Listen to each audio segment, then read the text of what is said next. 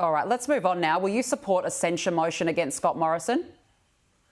No, this is a political stunt. I mean, I was the first to call Scott Morrison out for his behaviour. He did the wrong thing.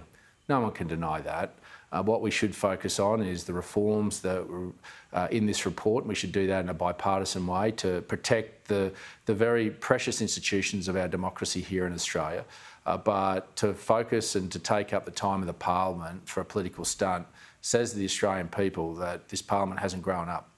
We are more focused on politics than on them. When you've got a cost of living crisis, shouldn't we be focused on their energy bills, on their grocery bills and on their mortgages? I mean, really, this is nothing more than a petty political stunt. Should he have quit after the election?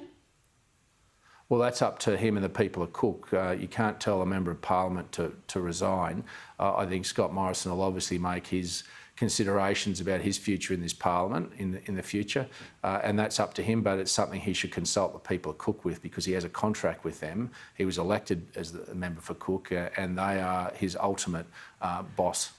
All right, just finally, I want to talk to you about the Great Barrier Reef. A UN-backed mission says it should be placed on a list of World Heritage Sites now in danger. It also says that Australia has failed to protect the reef. The government you were a part of was warned about this. Was it an oversight by the previous government?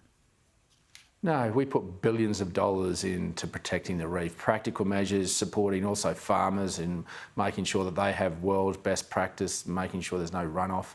I mean, the UN sits in an air-conditioned office thousands of kilometres away, making and giving gratuitous advice about an Australian piece of precious environment that the Australian people have done a lot themselves to protect, and the Australian government has with their money.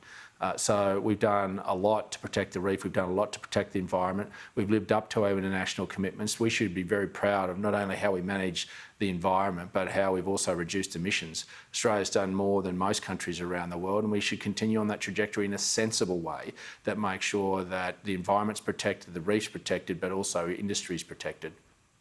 David Littleproud, we have to leave it there. Thank you for joining us this morning.